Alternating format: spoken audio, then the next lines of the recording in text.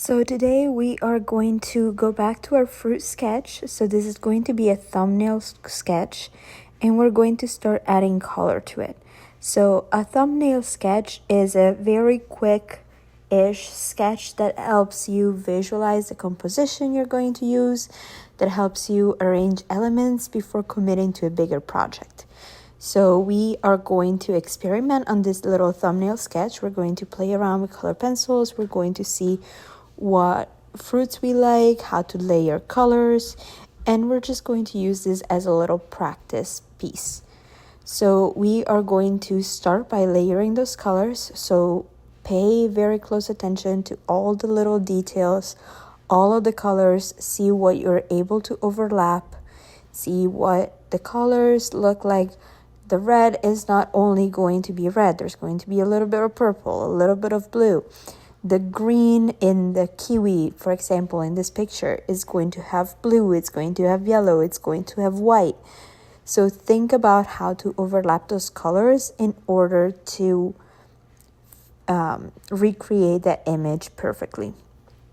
If you cannot really think about how to create one color perfectly fine, just also look back at our little mixing table scale that we've created a couple days ago and just try to match that color to the little squares in our mixing table. That could probably help you figuring it out and matching it better and realizing what you should overlay. For some of these areas, you will have to overlap many colors. So I think for this dragon fruit, I overlapped light blue, white, purple, blue, many different colors.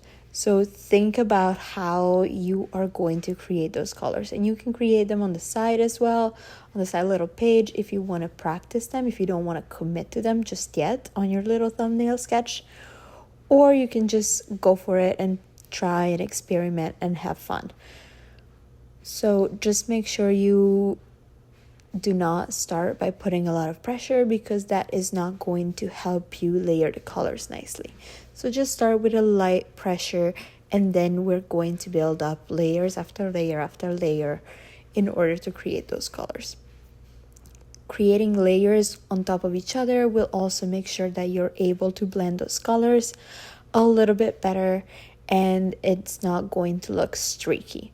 So make sure you go different directions as you're layering. Make sure you try to go in little circles to overlayer it.